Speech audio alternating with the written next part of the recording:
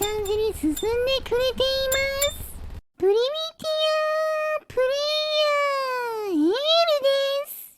今回は4脚ロボを作ってみようと思います。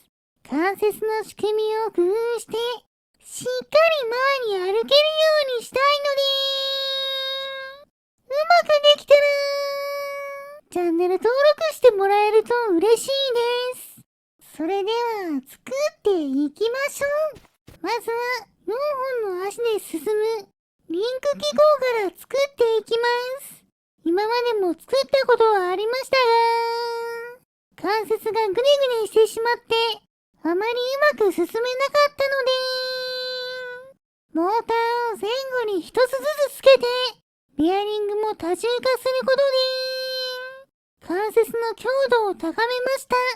よし、だいたい仕組みができたのでバッテリーをつけて動かしてみると、ベアリングを大量につけたせいか部員同士がぶつかってしまっています。もう少し改良しましょう。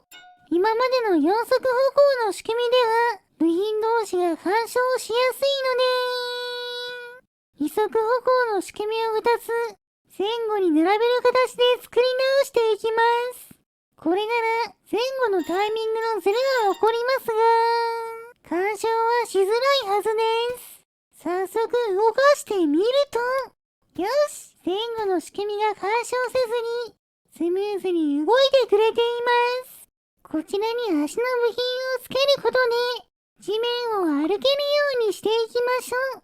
こちらを4本それぞれの仕組みに取り付けたら地面に下ろしてバッテリーをつけると、ぐにゃっと崩れて動きません。関節に負担がかかりすぎているみたいです。そこで足の取り付け位置を調整してもう少し歩きやすくしましょう。浮かせた状態であればちゃんと歩くように動いてくれています。こちらを地面に下ろしてみると、止まってしまいました。そこでもっとバッテリーを追加してパワーを上げてみましょう。そうすると、よし、歩き出しました。動く幅を大きめにしているおかげか、なかなか面白い動きですね。ちゃんと前に進んでくれているのもいいところです。そのまま生えている木にぶつかって破壊してくれました。前後の足が連動せず不規則に動いていますが、それはそれで生き物っぽさがありますね。でもどうせなら乗って操縦したいので、私が乗って動けるように改良していきましょう。ゴムの板で作った箱状の操縦席と2つのトリガーとバッテリー、水晶で作ったハンドルを取り付けます。足の仕組みにバッテリーが干渉しそうなので、位置をずらしておきました。よし、改良完了です。右トリガーで高速で動き、左トリガーで低速で動くようになりました。こちらを地面に下ろして動かしてみましょう。する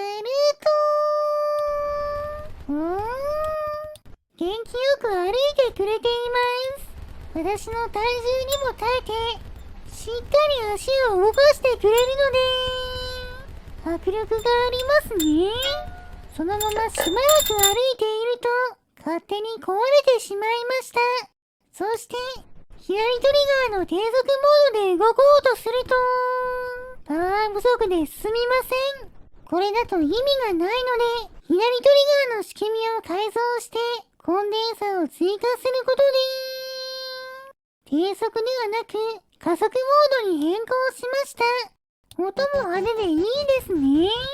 さらに攻撃できるように前足と連動して動くベアリングの部品に小さな腕とタングステンの刃を取り付けましょう。これなら上下に振り回して攻撃できるんじゃないでしょうか。改造が完了したので早速乗ってみると、いい感じに進んでくれています。元気よく振り回す2本の刃もなかなか強そうでいいですね。そのまま進んで生えている木を狙ってみると、問題なく破壊できました。ちょっと狙いづらいですが、なかなか強いんじゃないでしょうか。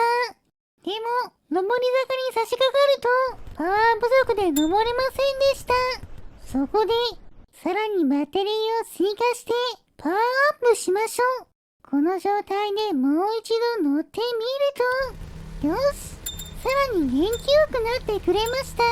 攻撃が当たった時の威力も、スピードが乗ってなかなか強いです。勝手に壊れることもあまりないので、なかなかの距離を進み続けることができました。これで4脚ロボは完成ですね。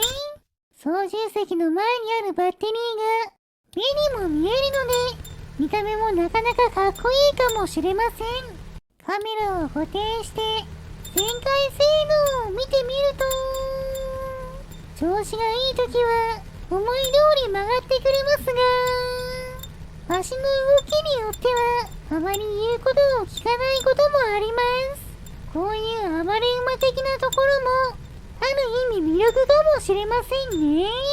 私の視点にして速度を測ってみると、右トリガーの通常モードで秒速 3.5 メートル、左トリガーによる加速で秒速 5.8 メートルほどと、そこまで速くありませんが、4速歩行の乗り物としてはかなりいい感じです。では、いつものように巨大な木から狙っていきましょう。うまく刃を当てないとダメージを与えることは難しいですが、うまく当たれば連続ダメージが入ります。